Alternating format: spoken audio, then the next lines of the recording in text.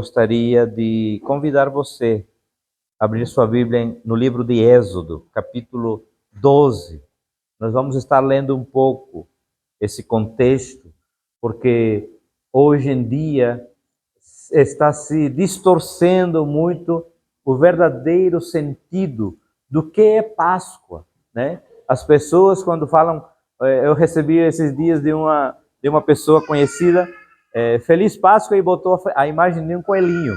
O que tem a ver o coelho com a Páscoa, né? Então, é por isso que nós precisamos estar atentos. Por quê? Porque está sendo distorcido diante de toda a humanidade o verdadeiro sentido da Páscoa. Páscoa não tem nada a ver com coelho, Páscoa não tem nada a ver com chocolate, Páscoa não tem nada a ver com essas coisas que o mundo, né? E justamente Jonathan, enquanto a maioria das pessoas da família, né? Nesse tempo, tem que comprar um ovo de Páscoa. Alguma vez comprei um ovo de Páscoa para você na Páscoa? Não, eu comprava ou depois, ou comprava em outro momento. Por quê? Para que ele crescesse entendendo que não é esse o sentido da Páscoa. Porque muitas vezes a gente, né? É um ovo ou coelho, não tem nada a ver nem com ovo nem com coelho, né? Nem a galinha nem o coelho fez nada por você. Não tem nada a ver. Mas, lamentavelmente, a humanidade quer distorcer, né? O inimigo, na verdade, quer distorcer na humanidade aquilo que é essencial, aquilo que é fundamental, e troca. É como Paulo vai dizer, olha, trocam os ensinos fundamentais por filosofias vãs. E é isso que nós precisamos estar atentos, como igreja do Senhor. Então, vamos ler um pouco o que a palavra diz em Êxodo capítulo 12, a partir do verso 1. Olha o que diz aqui então. Êxodo capítulo 12.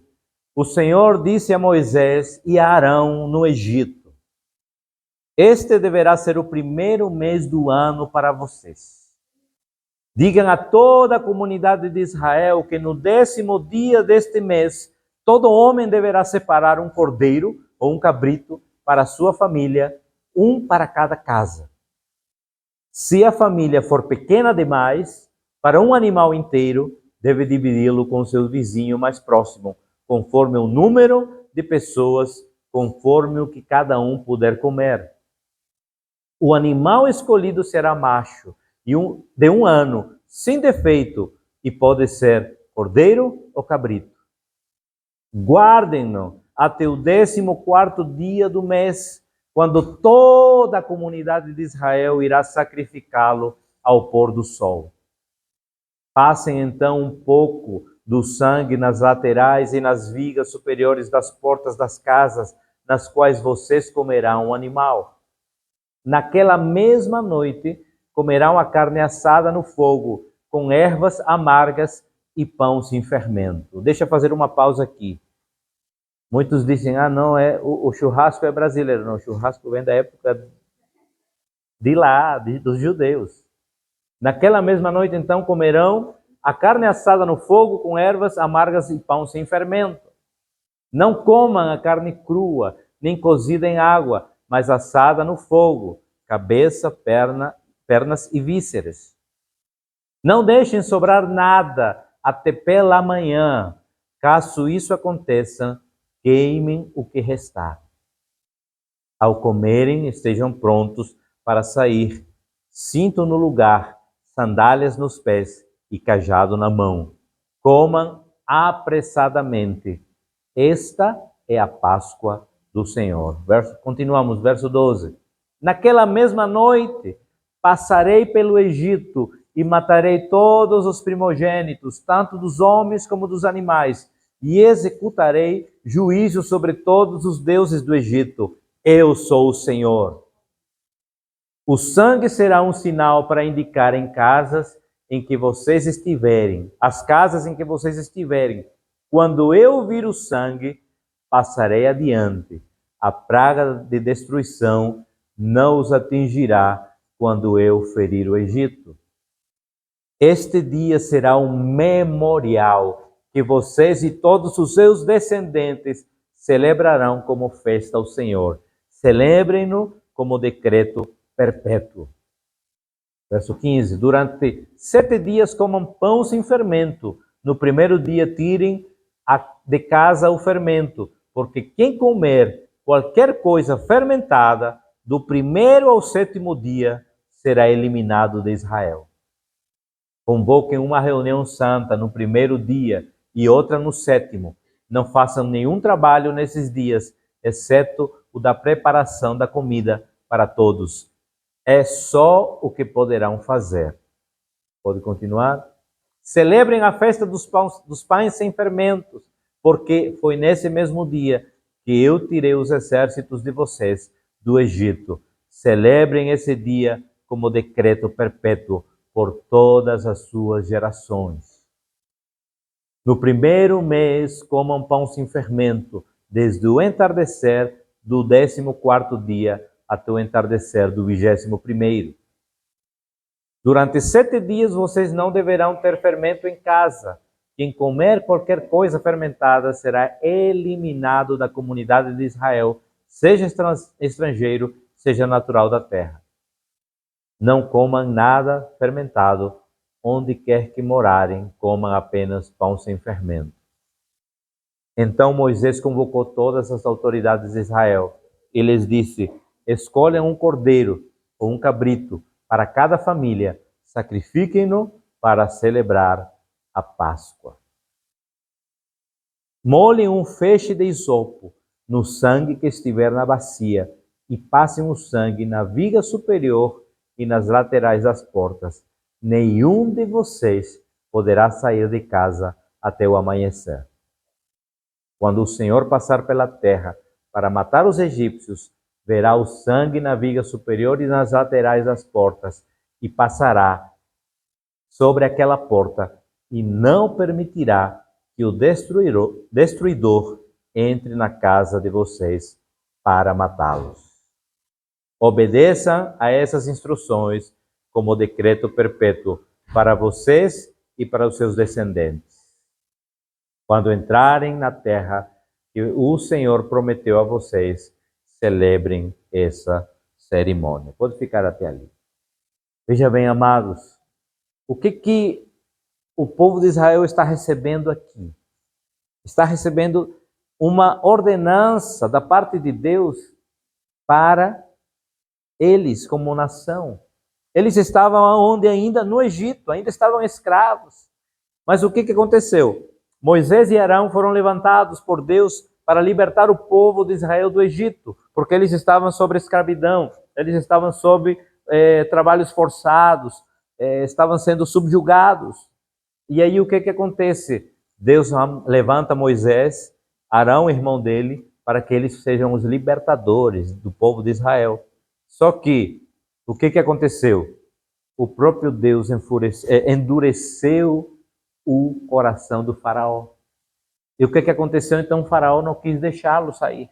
E aí vem aquilo que vocês conhecem como as 10 pragas que foram lançadas da parte de Deus sobre o Egito. Para quê? Para que o Egito soubesse que Deus é o único Deus na terra. Mas a 10ª praga era a pior de todas, porque essa praga foi lançada como um espírito de morte, para que matasse todos os primogênitos, os seres humanos e os animais do Egito. E aí o que acontece? Então Deus diz assim: eu darei livramento a meu povo. E aí o que acontece então? Ele disse: vocês vão celebrar uma festa. E ele instituiu essa festa nesse momento da história do povo de Israel. E esse momento da história era um momento difícil, mas que apontava um outro momento da história, que seria agora para toda a humanidade, não apenas para Israel.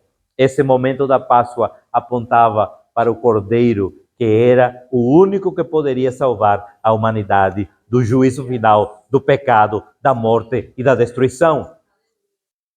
E aí então ele está dizendo aqui: olha, você tem que fazer um sacrifício. Esse sacrifício é necessário. O cordeiro precisa ser imolado, morto. E o sangue do cordeiro vai livrar vocês do espírito da morte. E o que acontece hoje? Hoje nós somos libertos do espírito da morte e do pecado, pelo sangue do cordeiro que entregou sua vida por nós.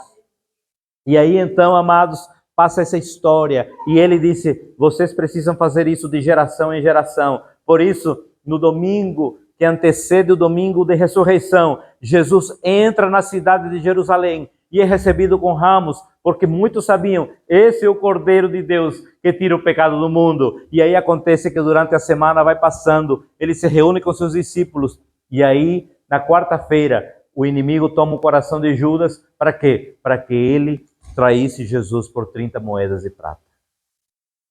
E aí você pode dizer, oh Judas infeliz, estava tudo escrito e já debaixo da vontade de Deus.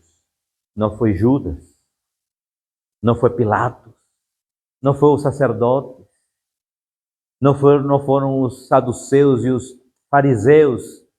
O próprio Jesus, ele já sabia que ele precisaria entregar sua vida.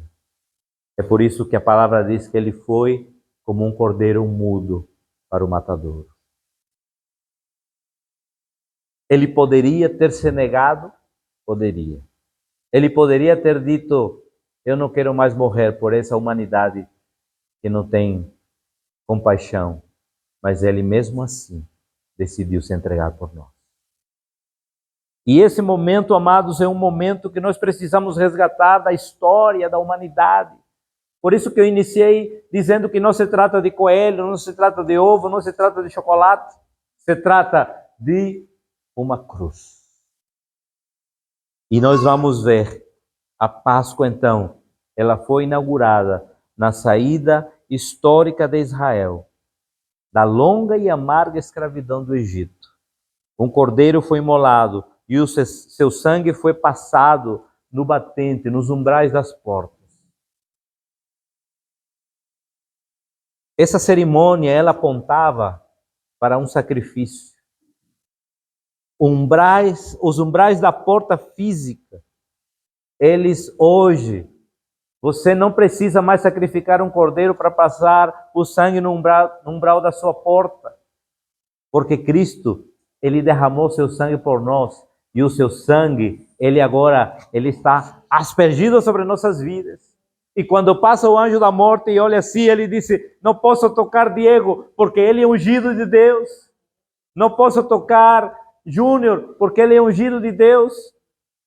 Não posso tocar Renato, porque ele já está aspergido pelo sangue de Cristo.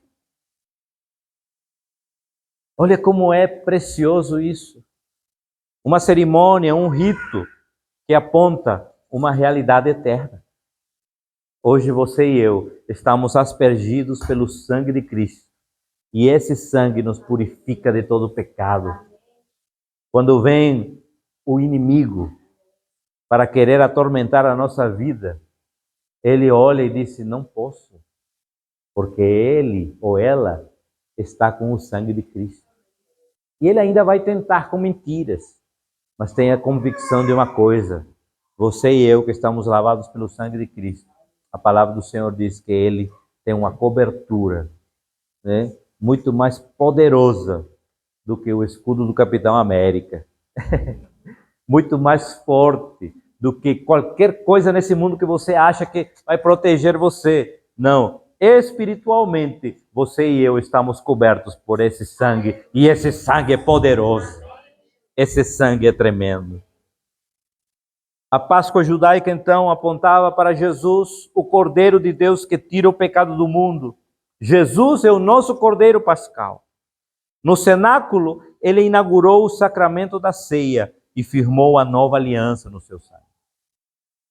Ele estava com seus discípulos e aí, então, a primeira ceia, ele instituiu. Hoje nós vamos daqui a pouco ceiar.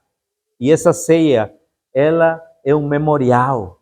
Essa ceia, ela aponta não apenas para a morte, ela não aponta para a morte, mas o maior símbolo nosso como cristãos não é a cruz com alguém pendurado, mas é a cruz vazia.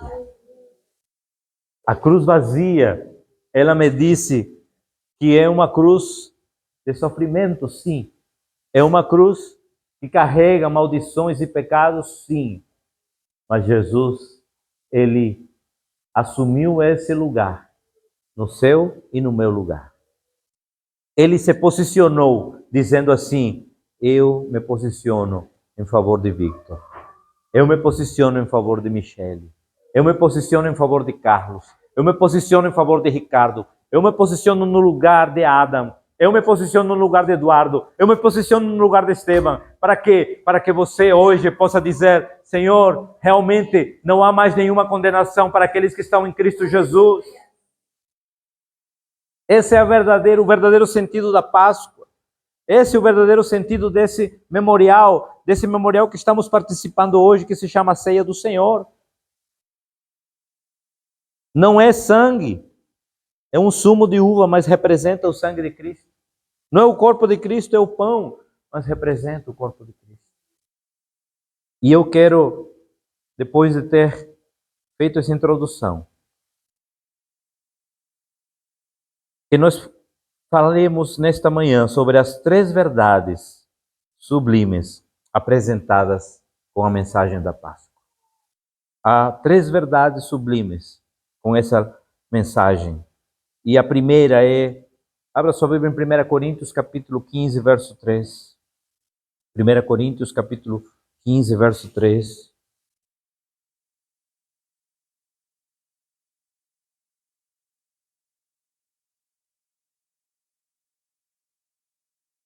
Pois o que primeiramente lhes transmiti foi o que recebi, que Cristo morreu pelos nossos pecados, segundo as Escrituras.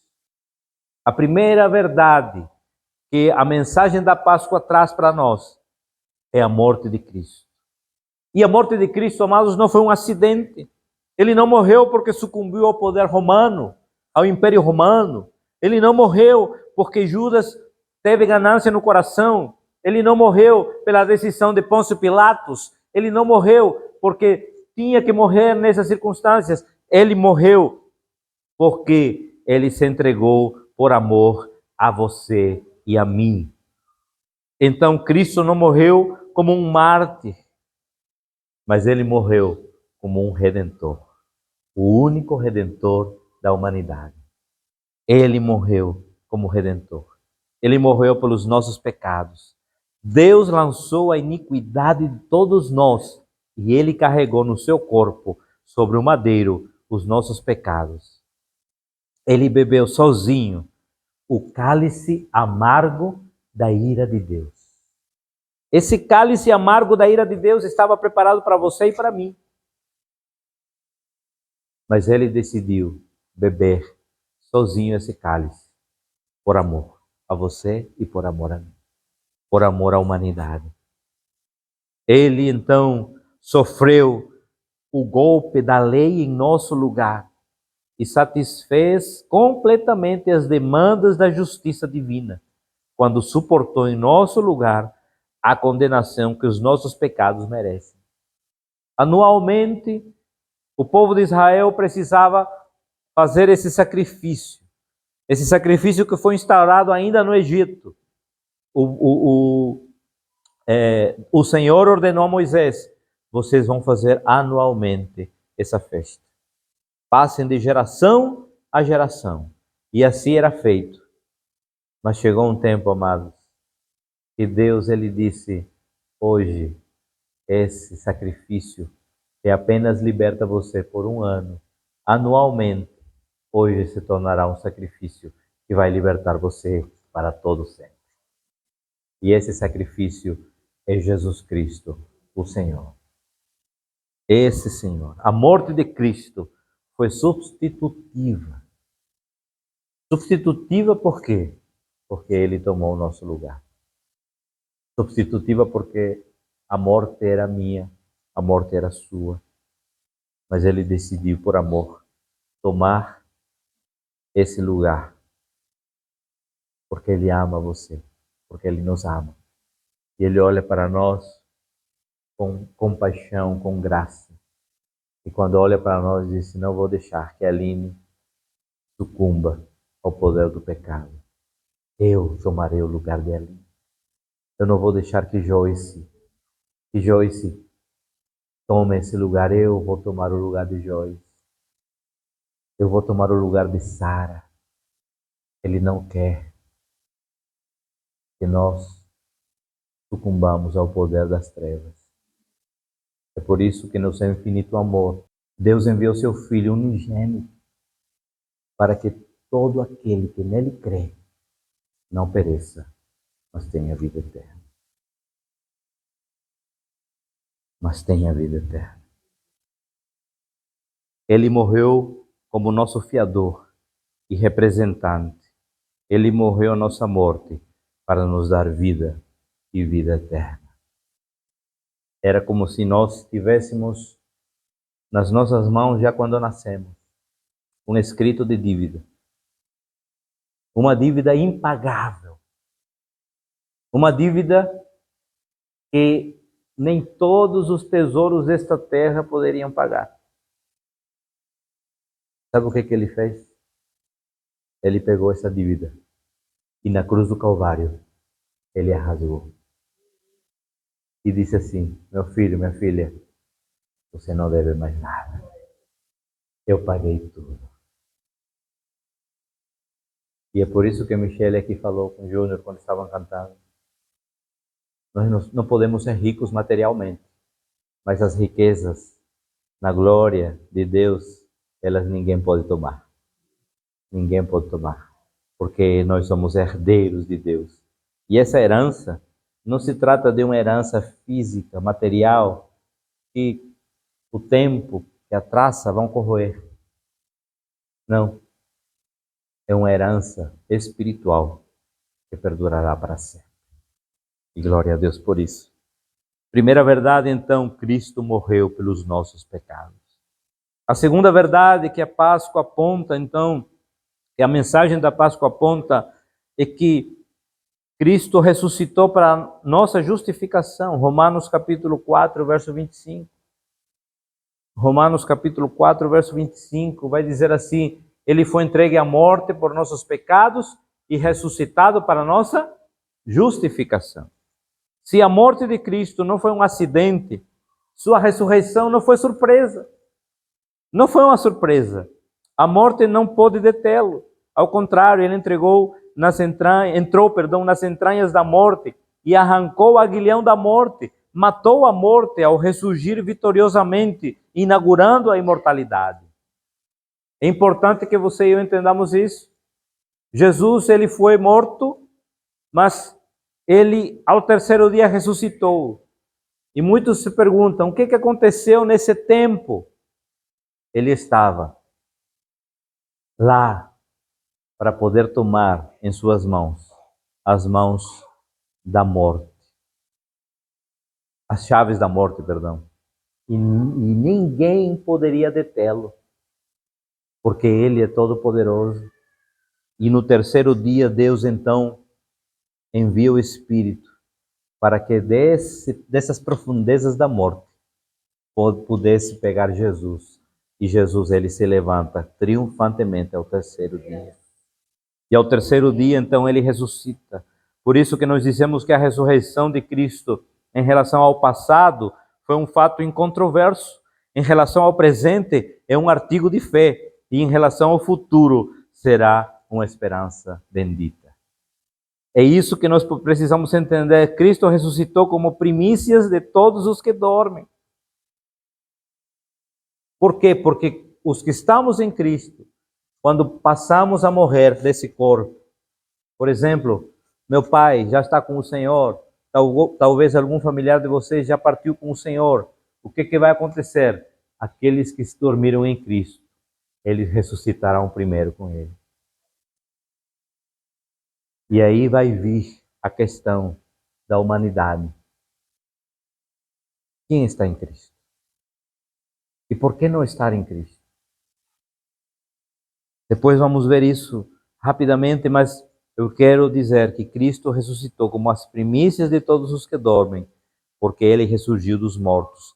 Na sua vinda gloriosa, todos os mortos ouvirão sua voz e sairão dos túmulos, uns para a ressurreição da vida e outros para a ressurreição do juízo. Agora, não precisamos mais ter medo da morte. pois a morte para o cristão é deixar de habitar nesse corpo e passar para habitar plenamente num corpo glorificado com o Senhor. Eu me lembro que no seu leito de morte, meu pai, nós chorando porque ele estava realmente cada vez mais debilitado, e nós sabíamos que ele iria partir, mas nós nos aferramos à vida, não é verdade? Somos humanos e a gente se aferra à vida. Mas ele olhava para nós e dizia assim: por que choram? Não chorem. Vocês não sabem para onde eu vou? Essa certeza que só o cristão pode ter é a maior riqueza que nós temos. Porque não há nada que nos faça perder a paz quando estamos em Cristo Jesus. Embora estejamos tristes, embora choremos ainda, embora realmente faça falta, mas nós sabemos que um dia nos encontraremos na nossa pátria celestial. Essa é a maior esperança, amados. E Cristo, ele está dizendo: olha, eu fui aquele primeiro que ressuscitou, para que você pudesse ter certeza e esperança de que também você ressuscitará algum dia. A ressurreição de Cristo é a garantia da nossa ressurreição. Quando Jesus voltar, sem sua majestade, né, e glória, e os mortos em Cristo ressuscitarão primeiro. E os que estiverem vivos serão transformados e arrebatados para encontrar o Senhor nos ares. Nós, agora que temos esse corpo, eu muitas vezes chamo o corpo sem futuro, né?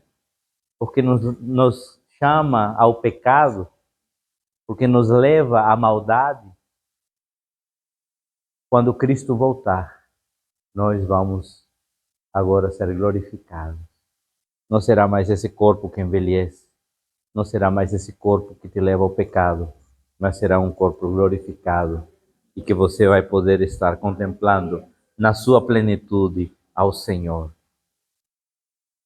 Teremos um corpo imortal, um corpo imortal, incorruptível, glorioso, espiritual, celestial e semelhante ao corpo do Senhor Jesus.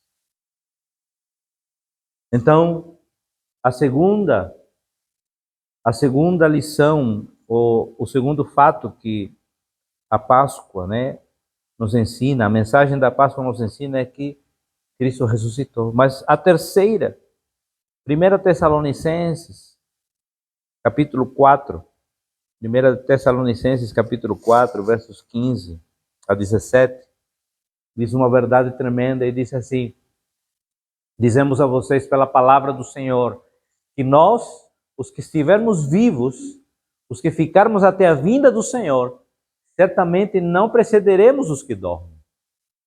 Pois dada a ordem com a voz do arcanjo e o ressoar da trombeta de Deus, o próprio Senhor descerá dos céus e os mortos em Cristo ressuscitarão primeiro. Depois nós, os que estivermos vivos, seremos arrebatados com eles nas nuvens para o encontro com o Senhor nos ares. E assim estaremos com o Senhor para sempre. Cristo voltará. Ele voltará.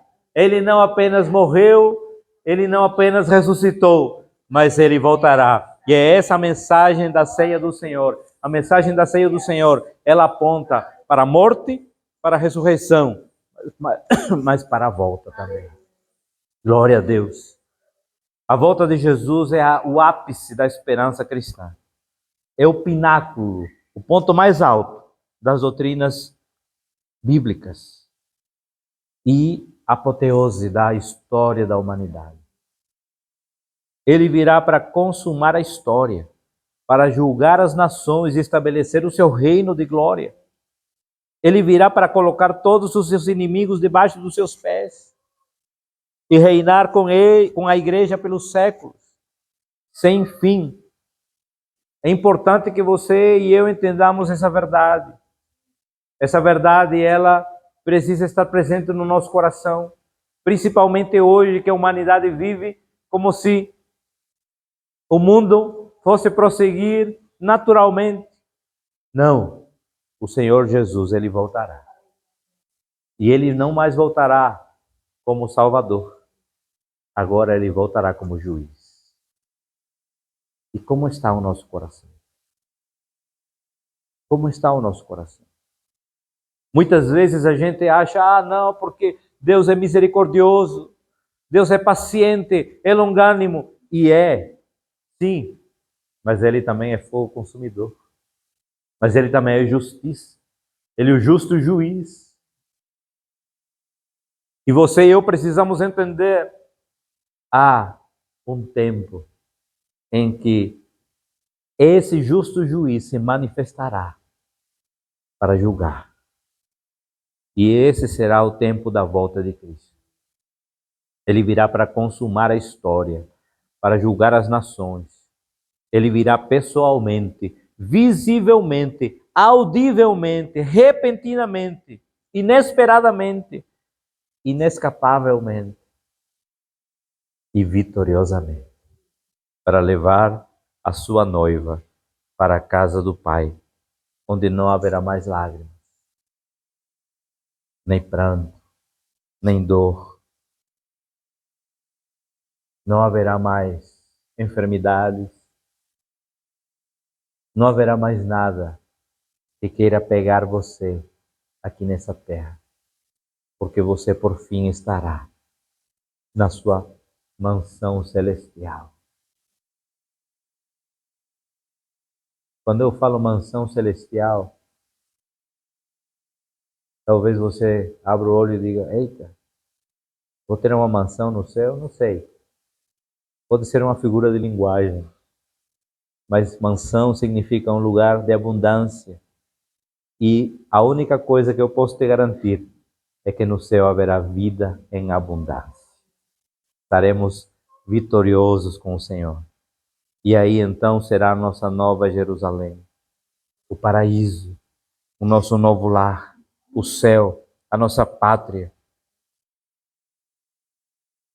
Essa é a certeza que nós precisamos ter desse fato histórico que até hoje se celebra. E eu estava vendo algumas postagens do município aqui, né, do Conselho de Valença, e eles fizeram a recriação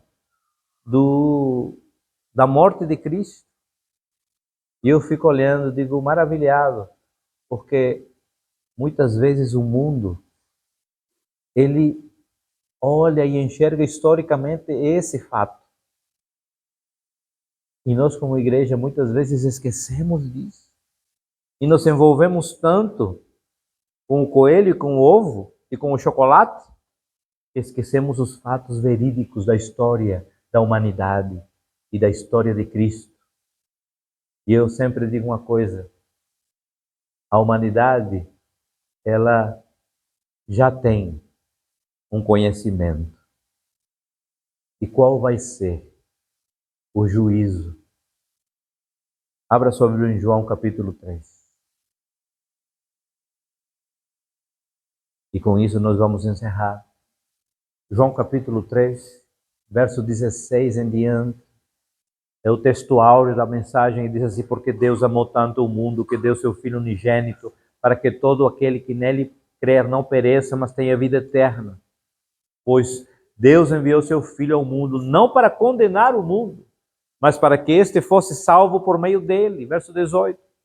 Quem nele crê não será condenado, mas quem não crê já está condenado por não crer no nome do Filho unigênito de Deus. Veja bem aqui, João, ele está inspirado pelo Espírito, está dando aqui um sinal. Disse, olha, sabe qual vai ser o juízo que vai cair sobre a humanidade? Não é porque nunca ouviu falar. Não é porque não tive oportunidade de ouvir. Mas é porque não crê. Quem nele crê não é condenado.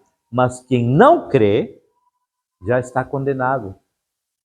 não crer no nome do Filho unigênito de Deus. A humanidade não tem desculpa. Como é dividida a história da humanidade, falando cronologicamente, antes de Cristo e depois de Cristo. A humanidade não tem desculpa de dizer, nunca ouvi falar de Cristo. Estão comigo? A história da humanidade aponta para Cristo. E o verdadeiro entendimento agora é: você crê? Você entregou sua vida a Jesus? Você realmente está com seus olhos fitos no autor e consumador da sua fé? Ou você apenas acha, é mais uma história? Cristo realmente, né, foi um mártir. Falamos aqui, Cristo não foi mais um mártir. Cristo é o Redentor da humanidade para todo sempre. Ele é o nosso Senhor e Salvador. A grande pergunta é: você tem crido? Você tem entendido que Ele é seu Redentor? Ou para você é mais alguém que pode ajudar a satisfazer os seus desejos? Porque muitos veem a Cristo, a Deus, como aquele gênio que está na lâmpada. Procuram apenas quando precisam resolver um problema ou pedir um desejo. Não, Ele quer se tornar naquele que tem um controle absoluto da nossa vida. Ele quer ser o dono e senhor da sua e da minha vida. Ele é aquele que tem todo o controle. A pergunta do milhão: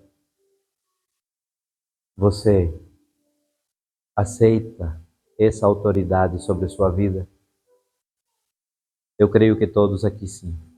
E todos que estão aqui estão debaixo dessa autoridade. E graças a Deus. Mas se porventura há alguém que não, eu gostaria de orar pela sua vida. Por quê? Porque Deus é um Deus de oportunidades. E porque hoje é dia de salvação. Nunca é tarde. Ah, mas já fiz isso, já fiz aquilo. Ah, mas ainda tenho 17, 18, 20 anos. Eu quero aproveitar a vida. Deixa eu dizer uma coisa, meus amados. Não existe mais coisa mais aproveitada ou uma vida mais aproveitada do que aproveitar a vida com Cristo. Quem entregou sua vida depois dos 40 e olha para trás, vai dizer assim: como eu poderia ter aproveitado minha vida com Cristo? Eu falo como quem entreguei minha vida com 12 anos de idade e não me arrependo dessa entrega. Porque quando eu olho para a história da minha vida, da minha pequena vida, eu vejo como já passaram pessoas que hoje, jovens, que hoje são pastores, que eu discipulei quando era jovem. E como posso dizer, olhe, verdadeiramente, é um privilégio. Mas você que se converteu passados 30, 40, não fique triste, porque Deus é um Deus de novas oportunidades. E Ele vai restituir aquele tempo que você acha que foi perdido, mas não foi perdido.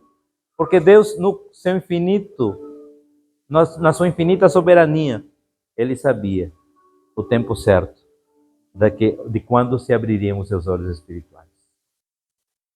Se você quer entregar sua vida a Cristo, hoje é dia de salvação.